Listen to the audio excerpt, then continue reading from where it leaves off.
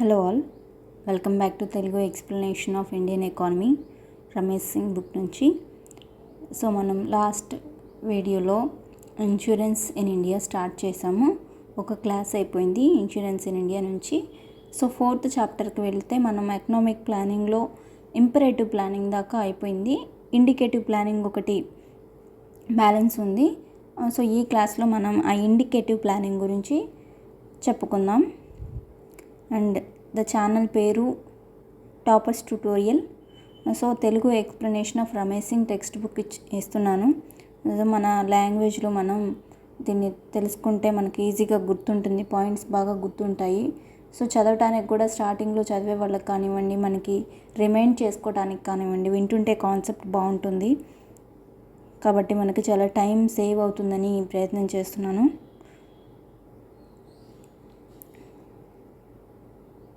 Please మీకు ఇంకా videos కావాలంటే, క్లాసెస్ ఇంకా కంటిన్యూ చేయాలంటే సబ్స్క్రైబ్ చేయండి channel toppers tutorial. And videos అన్నీ కూడా నేను చేస్తున్న క్లాసెస్ అన్నీ కూడా ప్లేలిస్ట్లో పెడుతున్నాను. ప్లేలిస్ట్లోకి వెళ్ళి, ఛానల్ పేజ్లోకి వెళ్ళి ప్లేలిస్ట్లోకి వెళ్తే ఎకానమీ రమేష్ సింగ్ క్లాసెస్ అన్నీ కూడా ఉంటాయి. సో మొత్తం 50 క్లాసెస్ అయ్యాయి ఇప్పటికి. మొత్తం 1st chapter to 4th chapter అంతా కవర్ అయి ఉంటుంది. సో చూడండి, మీకు నచ్చితే కనుక సబ్స్క్రైబ్ చేయండి ఇంకా క్లాసెస్ కోసం. Next, going to our class. Indicative planning. In the following 2 decades after the Soviet planning commenced, the idea of planning got attention from the democratic world. So ఈ 20 ఇయర్స్లో సోవియట్ ప్లానింగ్ అనేది start అయిన తర్వాత the idea of planning got attention from the democratic world. So ఈ planning అనే idea మీద శ్రద్ధ పెట్టారనమాట. A time came when some such economies started national planning. So national planning start చేసే టైం వచ్చింది. As they were neither state economies nor communist social political systems, the nature of their planning was different from the command economics. So వాళ్ళు state economies అయినా socialist economies అయినా వాళ్ళ nature of planning అనేది, పద్ధతి అనేది command economies నుంచి different అయింది, మారిపోయింది. Such planning has been termed as indicative planning by economist and experts. So నిపుణులు, ఎకానమిస్టులు వీళ్ళందరూ ఏమన్నారంటే అటువంటి ప్లానింగ్ని ఇండికేటివ్ ప్లానింగ్ అన్నారు. ఏదైతే ఈ కమాండ్ ఎకానమీస్కి దూరంగా ఉందో, కమ్యూనిస్ట్ అండ్ సోషలిస్ట్ ఎకానమీస్కి దూరంగా ఉందో దానిని ఇండికేటివ్ ఎకానమీ ప్లానింగ్ అన్నారు. So what is this command economies? ఈ కమ్యూనిస్ట్ సోషలిస్ట్ పొలిటికల్ సిస్టమ్స్ ఏంటి, స్టేట్ ఎకానమీస్ ఏంటంటే మనం ఇంపరేటివ్ ప్లానింగ్లో చూసాము, 1st చాప్టర్లో చూసాము వాట్ ఈజ్ స్టేట్ ఎకానమీ అనేది. సో అంతా రూల్ అంతా కూడా గవర్నమెంట్దే ఉంటుంది. ఏదర్ గవర్నమెంట్తో రిసోర్సెస్తో పాటు లేబర్ ఉంటారు, ఉండరు. కొన్నిట్లో ఓన్లీ రిసోర్సెస్ ఉంటాయి. సోషలిస్ట్, కమ్యూనిస్ట్లో లేబర్ కూడా గవర్నమెంట్ కిందే ఉంటుంది. సో అలాంటి వాటికి డిఫరెంట్గా ఉన్న గవర్నమెంట్ చేసే ప్లానింగ్ ఈ indicative planning by the economist and experts. దాన్ని ఇండికేటివ్ ప్లానింగ్ అని పిలిచారు. So the identifying features of indicative planning may be summed up as under. So indicative ప్లానింగ్లో గుర్తించబడదగ్గ లక్షణాలు ఏంటంటే ఇక్కడ కింద చెప్పారు. సో మీకు ఏదైనా అర్థం కానిది ఏదైనా ఉంటే నాకు కామెంట్ సెక్షన్లో పెట్టండి, నేను మీకు ఇంకా బాగా ఎక్స్ప్లెయిన్ చేసేలా ట్రై చేస్తాను. సో ఎవ్రీ ఎకానమీ ఏం చెప్పారంటే ఈ ఫీచర్స్ ఏంటంటే ఐడెంటిఫైయింగ్, గుర్తించదగిన లక్షణాలు ఏంటంటే ఇండికేటివ్ ప్లానింగ్లో every economy following the indicative planning were mixed economies. ప్రతి ఒక్క ఆర్థిక వ్యవస్థ ఏదైతే ఇండికేటివ్ ప్లానింగ్ని ఫాలో అవుతుందో అది ఏంటంటే మిక్స్డ్ ఎకానమీస్ కిందకి వస్తాయి. మనం చదువుకున్నాం 1st చాప్టర్లో capitalistic, state and mixed economies అని. సో మిక్స్డ్ ఎకానమీ కింద వస్తుంది. బోత్ గవర్నమెంట్ ఉంటుంది, ప్రైవేట్ ఎంటర్ప్రైజెస్ ఉంటారు దాంట్లో. So unlike A centrally planned economy, countries following imperative planning, indicative planning works to the market price system rather than replaces it. So centrally planned economy లాగా ఏదైతే imperative ప్లానింగ్లో follow అవుతున్నారో, indicative planning ఎలా market price సిస్టమ్తో పనిచేస్తుంది. Rather than replaces it, దాన్ని మార్చడం కాకుండా మార్కెట్ యొక్క ఇన్వాల్వ్మెంట్ కూడా ఉంటుంది. Side by side, numerical or quantitative targets similar to the practice in the imperative planning. A set of economic policies of indicative nature is also announced by the economists to realise the plan targets. So imperative ప్లానింగ్లో మనం ఏం చూసాం, quantitative targets అనేవి set చేస్తారు.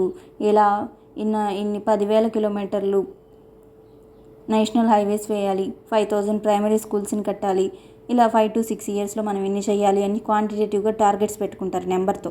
అట్లా imperative similar to the practice in imperative ప్లానింగ్లో practice చేసినట్టుగా దీంతో పాటు ప్రైవేట్ వాళ్ళని ఎంటర్ చేయడంతో పాటుగా ఫస్ట్ పాయింట్లో చదువుకున్నాం ప్రైవేట్ సెకండ్ పాయింట్లో సెంట్రల్లీ ప్లాన్డ్ ఎకానమీ ఇంపరేటివ్లో లాగా కాకుండా price system through the market జరుగుతుంది, మార్కెట్ ద్వారా ప్రైస్ సిస్టమ్ జరుగుతుంది అని చెప్పుకున్నాం. సో ఇలా క్వాంటిటేటివ్ సెట్ చేయడమే కాకుండా మార్కెట్ని కూడా ఇన్వాల్వ్ చేసుకుంటూ a set of economic policies of indicative nature is also announced by the economies to realise the plan targets.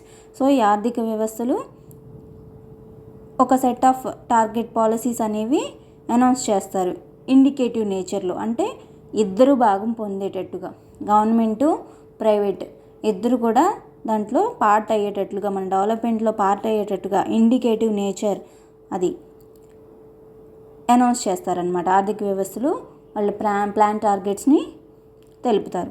So the indicative nature of economic policies which are announced in such planning basically encourage or discourage the private sector in its process of economic decision making. So ఈ indicative nature of economic planning which are announced in such planning కొన్ని policies ఉంటాయి. వాళ్ళు ఎలా చేస్తారంటే indicative నేచర్లో వాళ్ళు private సెక్టార్ని encourage చేయొచ్చు, డిస్కరేజ్ చేయొచ్చు. ఒకసారి ప్రైవేట్ సెక్టార్ని కలుపుకోవచ్చు, ఒకసారి వాటిని కలుపుకోపోవచ్చు, వాళ్ళకి వేరేలాగా అవకాశాలు ఇవ్వచ్చు. కానీ మొత్తం ఇద్దరు అయితే పార్టిసిపేట్ చేస్తారు, కానీ వేరేలాగా వాళ్ళ నిర్ణయం అనేది డెసిషన్ తీసుకోవడంలో వేరేలాగా చేయొచ్చు అనమాట. ఒక ప్రైవేట్ అండర్టేకింగ్ ఇవ్వచ్చు, ఇవ్వకపోవచ్చు. అట్లా basically encourage or discourage the private sector in its process of economic decision making. ఆర్థిక విషయాల మీద డెసిషన్ తీసుకునే పద్ధతిలో వాళ్ళు ప్రైవేట్ సెక్టర్ని ఎంకరేజ్ చేయొచ్చు, డిస్కరేజ్ కూడా చేయొచ్చు. After converting to a mixed economy by the mid-1940, mixed ఎకానమీకి కన్వర్ట్ అయినాక mid-1940 France commenced its first 6-year plan in 1947 which got popularity as the Monnet Plan. He was the first chairman of the General Planning Commission and the then cabinet minister for planning in France. So mixed ఎకానమీగా మారిన తర్వాత ఎప్పుడు 1940 సగంలో France commenced its first 6-year plan in 1947. France ఏం start చేసిందంటే దాని యొక్క first 6-year plan అనేది స్టార్ట్ చేసింది. ఎప్పుడు స్టార్ట్ చేసింది? 1947లో. Which got popularity as Monnet plan. ఆ 6-year ప్లాన్, ఆ ఫస్ట్ 6-year ప్లాన్ ఎలా ప్రసిద్ధి చెందిందంటే మోనెట్ ప్లాన్ అని పిలిచారు దాన్ని. ఎందుకని మోనెట్ ప్లాన్ అంటే he was the first chairman of the general planning commission. అప్పుడు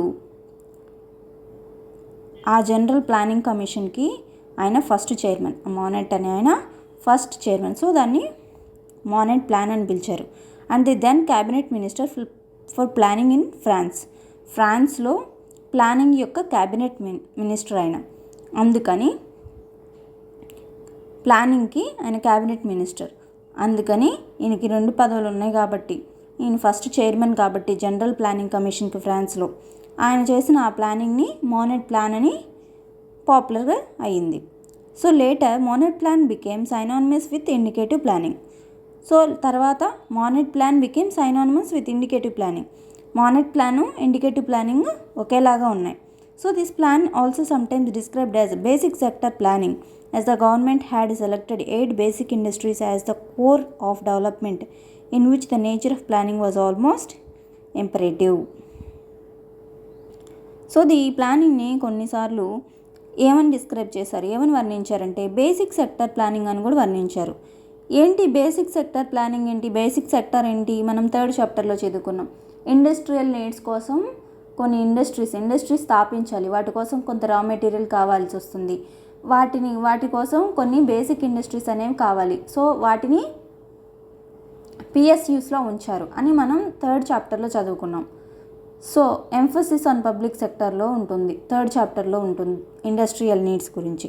సో ఆ ఇండస్ట్రియల్ నీడ్స్ కోసం పెట్టిన సెక్టర్స్ని ఏమన్నారంటే బేసిక్ ఇండస్ట్రీస్ అన్నాం.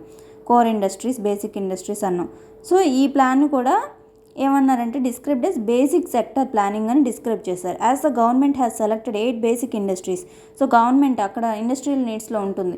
బేసిక్ సెక్టర్ కింద 8 బేసిక్ ఇండస్ట్రీస్ని సెలెక్ట్ చేశారు as the core of development కోసం సెలెక్ట్ చేశారని. In which the nature of planning was almost imperative. అక్కడ ఆ బేసిక్ ఇండస్ట్రీస్ విషయంలో నేచర్ ఆఫ్ ప్లానింగ్ ఆల్మోస్ట్ ఎలా ఉంది, ఇంపరేటివ్ అంటే స్టేట్ ఇంపార్టెన్స్. ఎందుకు అక్కడ ఇంపరేటివ్ అని ఎందుకు అన్నారంటే అక్కడ ఇండస్ట్రియల్ నీడ్స్ కావాల్సిన ఇండస్ట్రీస్ పెట్టడానికి అది ప్రైవేట్ మనుషులు అది చేయలేరు. సో ప్రైవేట్ ఎంటర్ప్రైజెస్ వల్ల అది కాదు. ప్రైవేట్ ఎంటర్ప్రైజెస్ పెట్టినా కూడా వాళ్ళు నష్టపోయే అవకాశం ఉంటుంది, వాళ్ళు తక్కువ రేట్లకి ఇవ్వలేరు. కాబట్టి అది స్టేట్ కిందే ఉంటుంది. వాజ్ ఆల్మోస్ట్ ఇంపరేటివ్, వాళ్ళు మార్కెటింగ్ చేసుకోలేరు కాబట్టి అది ఇంపరేటివ్ అని చెప్పారు, స్టేట్ కింద ఉంటుంది. అండర్ ద స్టేట్ మోనోపలి, ఇక్కడ చెప్పారు చూడండి, under the state monopoly these sectors were owned by the private sector until 1944 when France went for their nationalization. So ఈ బేసిక్ సెక్టర్ అనేది ప్రైవేట్ సెక్టర్ కిందకి వెళ్ళింది 1944 దాకా. when France went for their nationalization, France నేషనలైజేషన్కి వెళ్ళినప్పుడు 1944 దాకా ఈ sectors అనేవి, బేసిక్ సెక్టర్స్ అనేవి ప్రైవేట్ సెక్టర్లో ఉన్నాయి ఫ్రాన్స్లో. Other economic activities were open for private participation for which indicative kind of policy planning was essential.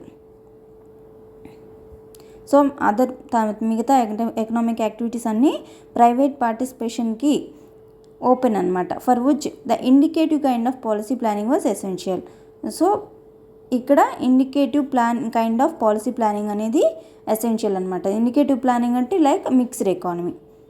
France as well as Japan have followed indicative planning with great success. So ఫ్రాన్స్తో పాటు Japan కూడా indicative planning అనేది follow అయ్యారు, వాళ్ళకి మంచి success వచ్చింది. It was in 1965 that the UK commenced such a planning with national plan and abandoned in 1966 after being overtaken by events a balance of payment crisis. So in 1965లో UK commenced such a planning. So ఇలాంటి ఒక ప్లానింగ్ని, indicative ప్లానింగ్ని national ప్లాన్తో with national జాతీయ స్థాయి ప్లాన్తో start చేసింది. అండ్ అబాండెండ్ ఇన్ 1965లో స్టార్ట్ చేసింది, 1966లో వదిలేసింది. After being overtaken by events, కొన్ని ఈవెంట్స్ జరిగినాయి, బ్యాలెన్స్ ఆఫ్ పేమెంట్ క్రైసిస్ ఇలాంటివి రావడం వల్ల 1966లో ఎవరు విరమించుకున్నారు, యూకే విరమించుకుంది. 65లో స్టార్ట్ చేశారు, 1965లో స్టార్ట్ చేశారు, 1966లో విరమించుకున్నారు due to balance of payment crisis. And deflationary package of measures, balance of payment crisis వచ్చింది, deflationary package of measures, deflation వచ్చేసింది, మొత్తం ప్రైజెస్ అన్నీ ఫాల్ అయిపోయాయి. Since then UK never went for planning, అప్పటి నుంచి యూకే ప్లానింగ్ అనేది చేసుకోవాలనుకోలేదు. Though the first use of economic planning as an instrument of economic progress was done by the USA with the Tennessee Valley Authority 1916 at the regional level. It never went for formal national planning. So USA first economic planning as an instrument of economic progress. So USA first economic ప్లానింగ్ని ప్రణాళిక చేసుకోవటం అనేది ఒక ఆయుధంగా వాడినప్పటికీ, economic progress కోసం, అభివృద్ధి చేసుకోవటం కోసం, మెరుగుపడటం కోసం was done by the USA first చేసినప్పటికీ టెన్నిస్ వ్యాలీ అథారిటీతో 1916లో రీజనల్ ప్లాన్ చేసింది, ప్రాంతీయ లెవెల్. 4th చాప్టర్లోనే చూసాం మనం ఇక్కడ టైప్స్ ఆఫ్ ప్లానింగ్లో. ఒరిజిన్ అండ్ ఎక్స్పాన్షన్ ఆఫ్ ప్లానింగ్లో చూసాము regional planning, national planning. USA first time చేసినప్పటికీ అలాంటి planning. It never went for formal national planning, ఫార్మల్గా అది ఎప్పుడు నేషనల్ ప్లానింగ్కి వెళ్ళలేదు. సో జాతీయ స్థాయి ప్లానింగ్ అనేది USA చేయలేదు. So in the 1940 some economist had suggested in favour of the use of national planning. So 1940లో కొంతమంది ఎకానమిస్టులు, ఆర్థికవేత్తలు ఏం సజెస్ట్ చేశారు, నేషనల్ ప్లానింగ్కి ఫేవర్గా సజెస్ట్ చేశారు, దానివైపు మగ్గు చూపారు. So we may have a reflex of indicative planning in the USA if we look at the presidential reports which come after regular intervals. These reports are just benchmarks in the area of resource utilization and governmental announcement of its objectives, basically trying to motivate the private sector towards the area of public objectives. So we may have a reflex of indicative planning. Reflex of indicative ప్లానింగ్కి ప్రతిరూపంగా చూడొచ్చు.